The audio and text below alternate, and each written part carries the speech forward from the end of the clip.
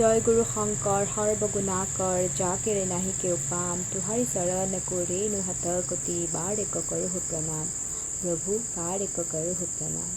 আজি মহাপুৰুষ মাধৱদেৱৰ 534তম জন্ম দিৱস উপলক্ষে সকলোলৈকে ভক্তিভৰ সেৱা আৰু শ্ৰদ্ধা নিবেদিছোঁ আৰু সকলোকে জনাইছোঁ মহাপুৰুষ মাধৱদেৱৰ জন্মবাৰ্ষিকীৰ শুভেচ্ছা।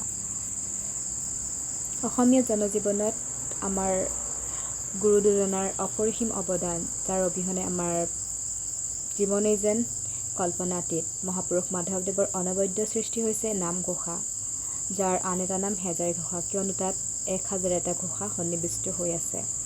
আৰু তেৰা দুজনাৰ গুণ বখানি আমি মনুষ্যই শেষ কৰিব নোৱাৰোঁ, তথাপিতো অকণমান আভাস এটা দিবলৈ বিচাৰিছোঁ নামঘোষাৰ জৰিয়তে, কিয়নো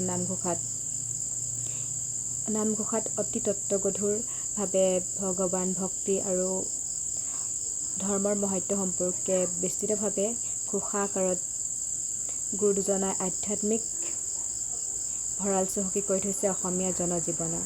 গতিকে মহাপুৰুষ মাধৱদেৱৰ জন্মজয়ন্তীত সকলোলৈকে পুনৰবাৰ মোৰ তৰফৰ পৰা জনাইছোঁ অলেখ শুভেচ্ছা। সকলোৰে জীৱন ভক্তিময় হৈ উঠক।